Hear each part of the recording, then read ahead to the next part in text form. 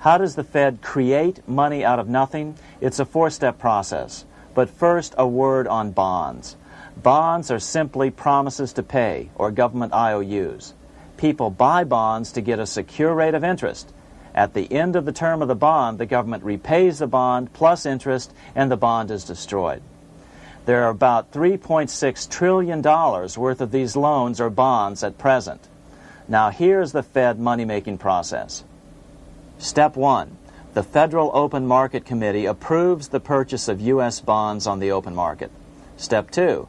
The bonds are purchased by the Fed from whoever is offering them for sale on the open market. Step 3. The Fed pays for the bonds with electronic credits to the seller's bank, which in turn credits the seller's bank account. The trick is that these credits are based on nothing. The Fed just creates them. Step 4. The banks use these deposits as reserves. They can loan out over 10 times the amount of their reserves to new borrowers, all at interest. In this way, a Fed purchase of, say, $1 million worth of bonds gets turned into over $10 million in bank accounts.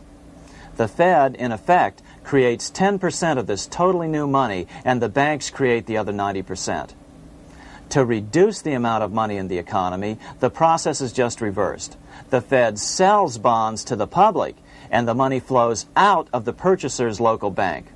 Loans must be reduced by 10 times the amount of the sale.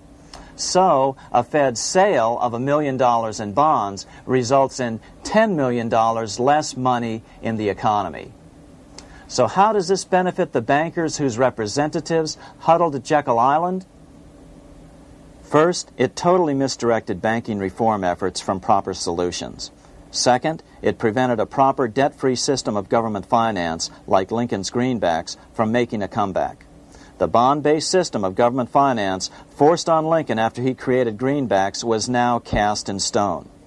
Third, it delegated to the bankers the right to create 90% of our money supply based on only fractional reserves, which they then loan out at interest. Fourth, it centralized overall control of our nation's money supply in the hands of a few men.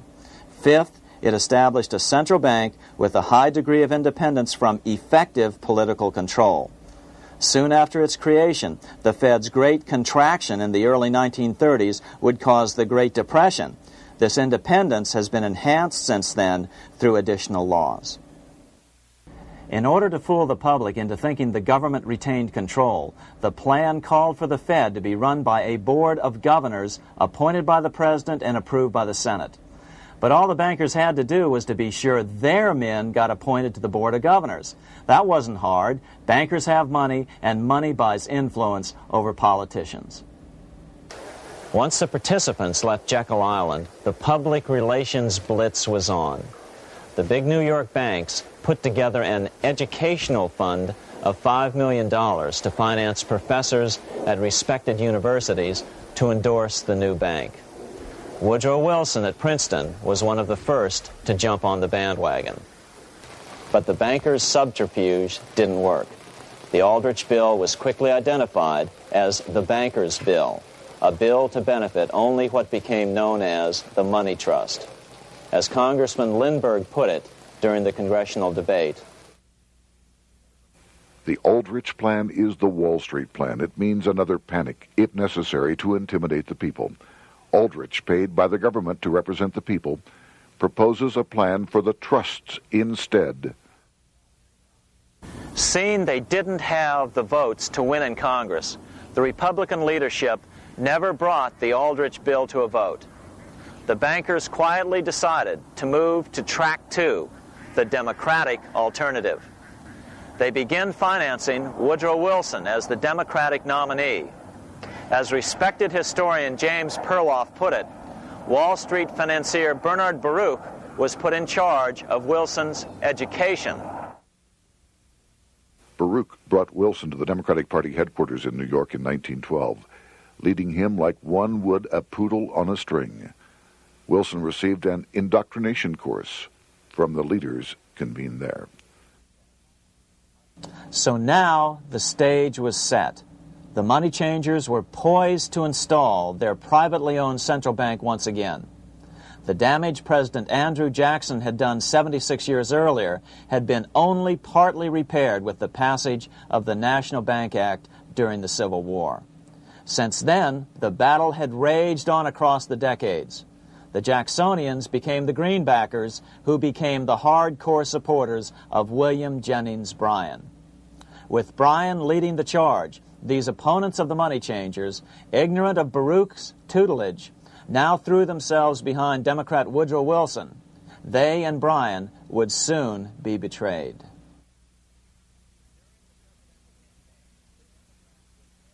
During the presidential campaign, the Democrats were careful to pretend to oppose the Aldrich bill. As Representative Lewis McFadden, himself a Democrat, as well as chairman of the House Banking and Currency Committee, explained it 20 years after the fact. The Aldrich bill was condemned in the platform. When Woodrow Wilson was nominated, the men who ruled the Democratic Party promised the people that if they were returned to power, there would be no central bank established here while they held the reins of government. 13 months later, that promise was broken, and the Wilson administration, under the tutelage of those sinister Wall Street figures who stood behind Colonel House, established here in our free country the worm-eaten, monarchical institution of the King's Bank, to control us from the top downward and to shackle us from the cradle to the grave. Once Wilson was elected, Morgan, Warburg, Baruch, and company advanced a new plan, which Warburg named the Federal Reserve System. The Democratic leadership hailed the new bill, called the Glass-Owen Bill, as something radically different from the Aldrich Bill. But in fact, the bill was virtually identical in every important detail. In fact, so vehement were the Democratic denials of similarity that Paul Warburg, the father of both bills, had to step in to reassure his paid friends in Congress that the two bills were virtually identical. Brushing aside the external differences affecting the shells, we find the kernels of the two systems very closely resembling and related to one another. But that admission was for private consumption only. Publicly, the money trust trotted out Senator Aldrich and Frank Vanderlip, the president of Rockefeller's National City Bank of New York and one of the Jekyll Island Seven, to oppose the new Federal Reserve System. Years later, however, Vanderlip admitted in the Saturday Evening Post that the two measures were virtually identical. Although the Aldrich Federal Reserve Plan was defeated when it bore the name Aldrich, nevertheless, its essential points were all contained in the plan that finally was adopted. As Congress neared a vote, they called Ohio attorney Alfred Crozier to testify. Crozier noted the similarities between the Aldrich bill and the Glass-Owen bill. The bill grants just what Wall Street and the big banks for 25 years have been striving for: private instead of public control of currency. It, the Glass-Owen bill, does this as completely as the Aldrich bill.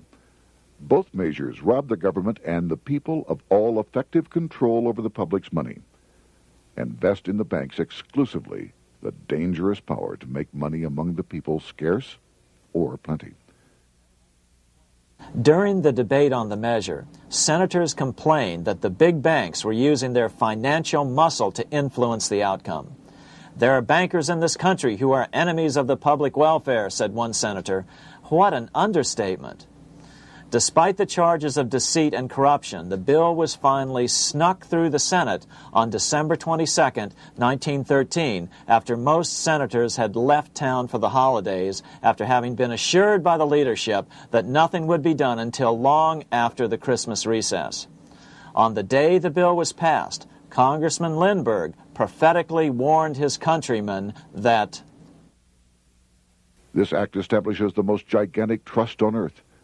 When the president signs this bill, the invisible government by the monetary power will be legalized. The people may not know it immediately, but the day of reckoning is only a few years removed. The worst legislative crime of the ages is perpetrated by this banking bill. On top of all this, only weeks earlier, Congress had finally passed a bill legalizing income tax. Why was the income tax law important? Because bankers finally had in place a system which would run up a virtually unlimited federal debt. How would the interest on this debt be repaid? Never mind the principal. Remember, a privately owned central bank creates the principal out of nothing. The federal government was small then.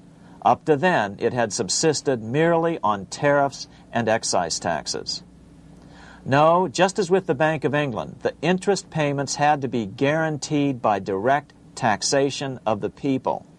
The money changers knew that if they had to rely on contributions from the states, eventually the individual state legislatures would revolt and either refuse to pay the interest on their own money or at least bring political pressure to bear to keep the debt small.